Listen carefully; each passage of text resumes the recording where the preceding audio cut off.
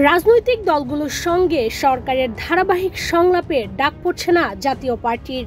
সর্বশেষ গত 15 ফেব্রুয়ারি শনিবার বিভিন্ন রাজনৈতিক দলের নেতাদের সঙ্গে ঐকমত্য কমিশনের আয়োজনে বৈঠক করেন প্রধান উপদেষ্টা।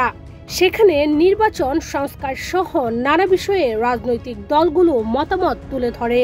এ তালিকায় জায়গা হয়নি নিবন্ধিত রাজনৈতিক দল জাপার। তাই প্রশ্ন উঠেছে, আগামী নির্বাচনে আওয়ামী লীগের মতো জাপার অংশগ্রহণ কি অনিশ্চিত?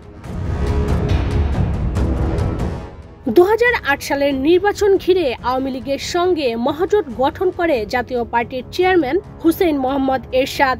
এরপর 2014, 2018 ও 2024 সালের নির্বাচনে আওয়ামী লীগের সঙ্গে ছিল দলটি। রাজনৈতিক বন্ধুত্বের ধারাবাহিকতায় টানা 3 বার বিরোধী দলের আসনে বসে জাপা। কোটা বিরোধী আন্দোলনকে কেন্দ্র করে গত বছর শুরু হয় জুলাই বিপ্লব। বৈষম্য বিরোধী ছাত্র আন্দোলন রূপ নেয় সরকার পতনের এক দফায়। এক পর্যায়ে ছাত্র জনতার তীব্র আন্দোলনের মুখে পতন হয় আওয়ামী লীগের। দেশ ছেড়ে পালিয়ে যান শেখ হাসিনা। এরপর গঠন করা হয় অন্তর্বর্তীকালীন সরকার।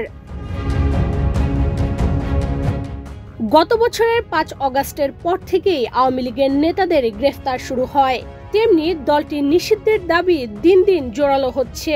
টানা 15.5 বছর আওয়ামী লীগের দোসর হিসেবে খ্যাতি পাওয়া জাতীয় পার্টিকেও নিষিদ্ধ চান ছাত্র জনতা। একই দাবিতে দলের কেন্দ্রীয় কার্যালয়ে হামলা ভাঙচুর করে টয়লেট তৈরির ঘোষণা দিয়েছেন সাধারণ মানুষ।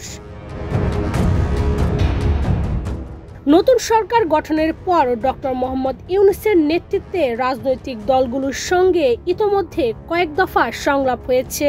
প্রথম দফা শেষে ছাত্র জনতা জাপাকে সংলাপে ডাকার বিরোধিতা করে। পরিস্থিতি নিয়ন্ত্রণে জাতীয় পার্টির চেয়ারম্যান জি.এম. কাদের সংবাদ সম্মেলন করে জুলাই বিপ্লবের পক্ষে থাকার ঘোষণা দিলেও কাজের কাজ কিছুই হয়নি। প্রথম দফা শেষে গত 3 সংলাপের একটিতেও ডাক পড়েনি দলটির। তবে জাতীয় পার্টির নিবন্ধন বাতিল হয়নি। সেই সঙ্গে দলটির বনানী চেয়ারম্যান কার্যালয় ঘিরে ঘরোয়া কার্যক্রম সচল রয়েছে। 16 ফেব্রুয়ারি রোববার বাংলাদেশে নিযুক্ত সৌদি আরবের রাষ্ট্রদূত ঈসা ইউসুফ ঈসা আল দুহাইলানের সঙ্গে সাক্ষাৎ করেন জাতীয় পার্টির চেয়ারম্যান। শনিবার সংস্কার প্রশ্নে চার্টার বা সনদ তৈরির লক্ষ্যে জাতীয় ঐকমত্য কমিশনের সূচনা বৈঠকে বিএনপি, গণতন্ত্র মঞ্চ, গণফোরাম, জামায়াতে ইসলাম সহ বর্তমানে সক্রিয় সব দল ও জোটের নেতারা অংশ নেয়। অন্তর্বর্তী সরকার প্রথম দফায় যে 6টি কমিশন গঠন করে তারা তাদের সংস্কারের সুপারিশ সহ প্রতিবেদন ইতোমধ্যে জমা দিয়েছে। এই 6 কমিশনের প্রধানদের নিয়ে সরকারের প্রধান উপদেষ্টা অধ্যাপক মোহাম্মদ ইউনূসের নেতৃত্বে জাতীয় ঐকমত্য কমিশন গঠন করা হয়। ক্ষমতাচ্যুত আওয়ামী লীগ, 14 দলীয় জোট এবং এর মিত্র হিসেবে পরিচিত জাতীয় পার্টিকে বাদ দিয়ে অন্য সব দলকে আমন্ত্রণ জানানো হয় বৈঠকে।